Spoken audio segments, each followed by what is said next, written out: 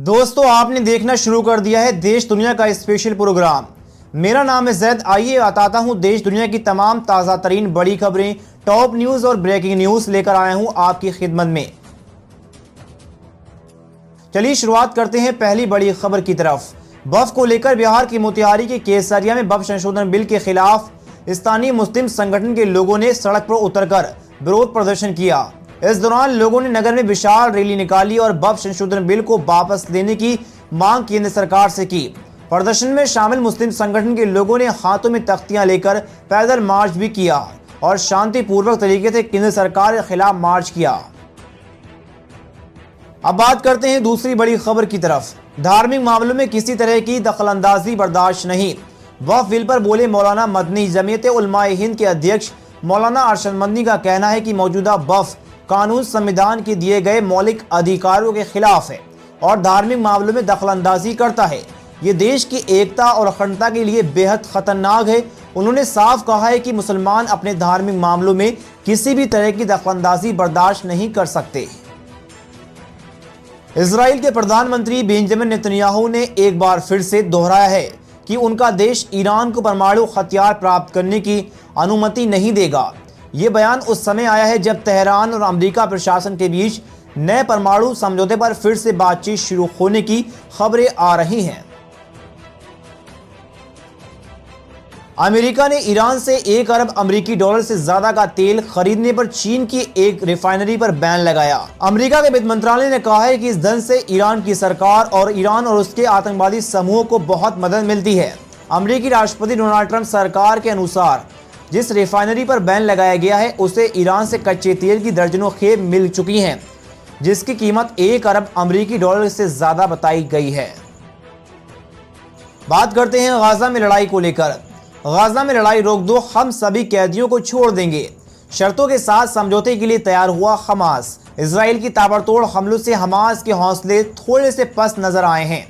फलस्तीन के संगठन ने एक ऐलान किया है और कहा है कि वह गाजा में चल रही लड़ाई को बंद करने के वास्ते सभी कैदियों को छोड़ने के लिए तैयार है। हमास ने कहा है कि वह इजरायली आर्मी की वापसी और फलस्तीनी कैदियों की रिहाई के बदले सभी इजरायली कैदियों को रिहा करने के लिए तैयार है। ये बयान हमास के वरिष्ठ अधिकारी खलील अल हय्या ने गुरुवार को एक टेलीविजन चैनल बात करते हुए कहा। इस प्रस्ताव को गाजा में 1.5 साल से अधिक टाइम से चल रही खूनी लड़ाई को खत्म करने की और ये कदम के रूप में देखा जा रहा है। अब बात करते हैं बारिश को लेकर। दिल्ली एनसीआर समेत तमिलनाडु और तेलंगाना के कई हिस्सों में जोरदार बारिश। मौसम का मिजाज लगातार बदल रहा है। कहीं बारिश तो कहीं लू के थोपड़े लोगों को परेशान कर रहे हैं। आईएमडी के मुताबिक आज 19 अप्रैल को पहाड़ों पर बर्फबारी और बारिश होने का अनुमान है। वहीं उत्तर भारत के कई राज्यों में लू चल सकती है। भीषण गर्मी कई रिकॉर्ड तोड़ सकती है। दिल्ली एनसीआर को लेकर कहा जा रहा है कि गर्मी से अभी कोई राहत नहीं मिलने वाली। मौसम विभाग की माने तो अधिकतम तापमान 39 डिग्री से 41 डिग्री सेल्सियस रहने वाला है।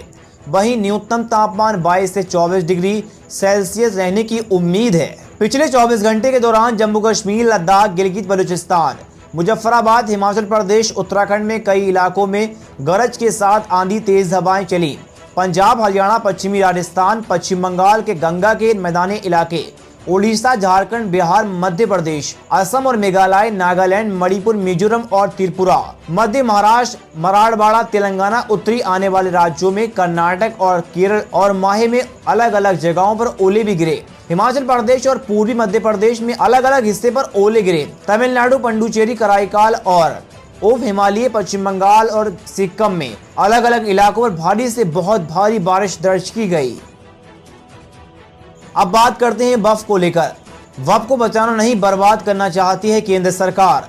सुप्रीम कोर्ट के आखिरी आदेश पर ओवैसी का बड़ा बयान। वक्फ संशोधन अधिनियम पर सुनवाई के दौरान सुप्रीम कोर्ट ने आखिरी आदेश जारी करते हुए केंद्र सरकार से 7 दिन में जवाब मांगा है। सुप्रीम कोर्ट का आदेश है कि जवाब दाखिल करने तक केंद्रीय वक्फ परिषद और वक्फ बोर्ड में कोई भी नियुक्ति नहीं की जाएगी। वक्फ अधिनियम के खिलाफ सुप्रीम कोर्ट में कई याचिकाएं दायर की गई हैं। इनमें से एक याचिका एआईएमआईएम के अध्यक्ष ओवैसी की है। एआईएमआईएम चीफ असदुद्दीन ओवैसी ने सुप्रीम कोर्ट के आखिरी आदेश पर करीबी से नजर रखी हुई है।